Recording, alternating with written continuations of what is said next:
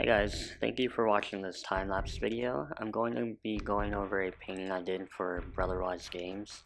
This painting depicts a lurcher, which is a character in the Mistborn setting.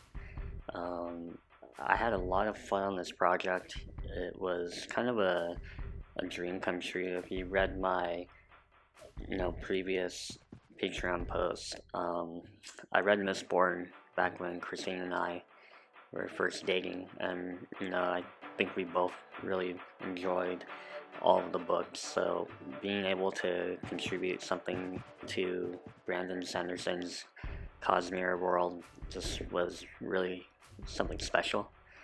Um, as you can see in the background, as with a lot of my paintings, I start with a sketch and then go in with just a simple grayscale value. And for this painting, I'm working, back to front. I'm working on the background elements, and then I'll go into the figure when I'm ready. Something I really wanted to focus on this painting was just like the texture of the noble's house. I really like that staircase, and I was trying to get like a nice, old looking European kind of cobblestone look to it. And overall, I really enjoyed making this painting. Working for Brotherwise Games was a great process. They were easy to work with, and the art director, Katie, gave really good critique. And so I think she really pushed my abilities and, helped make this painting better. You can see here now I'm starting to work on the figure, and this painting must have been pretty smooth for me, because I'll show you guys my reference that I had for this, but I actually didn't have a lot. I took a picture of myself and I tried to get like the exact pose and wear similar clothing, and then I had like a few found references for the staircase, the leaves, and like the window. But other than that, I just kind of was painting, using that reference and my imagination and just putting it together. So that's always a nice feeling, because it kind of gives you confidence in your own abilities. And it's nice to know that I'm able to paint something and not have to rely on reference all the time. In the end, I still use a lot, but every now and then, paintings like this happen, and it feels good. And as you can see, I work grayscale pretty far into the painting. I try to work up everything to about 70 to almost maybe even 90% of the way done. You see here, I'll add a little bit of some kind of like a raw umber tone, but then I go back to grayscale, and it's just easy for me to paint this way because I don't have to worry about color or any of those things. I'm just solely focusing on the value of the piece. And you've probably heard this from a ton of people, but value is king.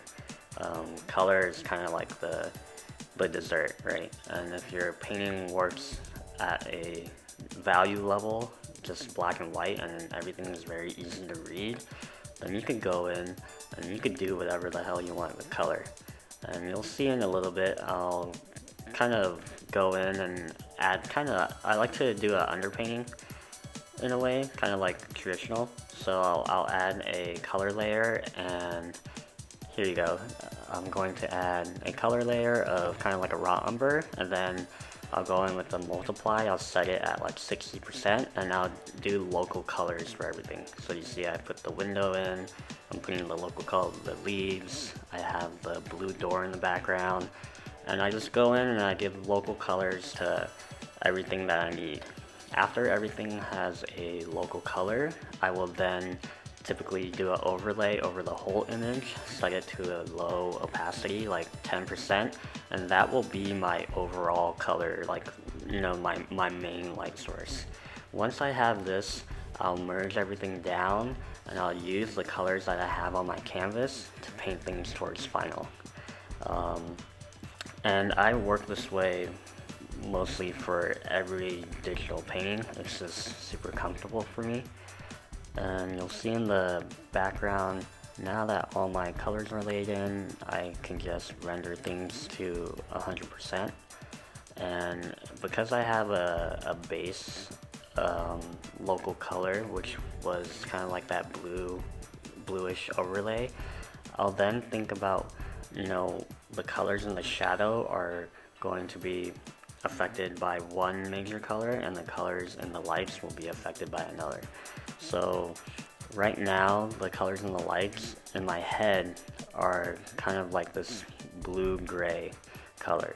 So everything that's in the light will lean towards a bluish gray, while everything in the shadow will lean towards a warmer,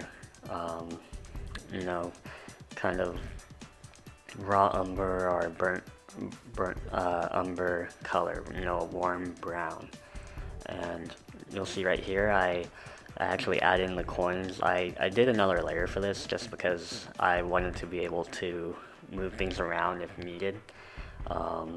But after everything's painted and I feel like everything's where it needs to be, I'll start to merge everything again and do a little finesse where needed.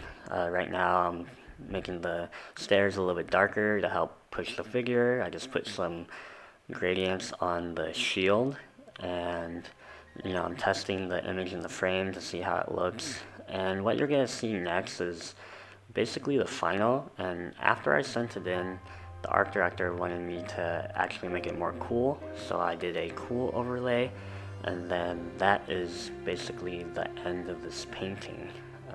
Thank you guys for following along, and I will see you on the next time-lapse video.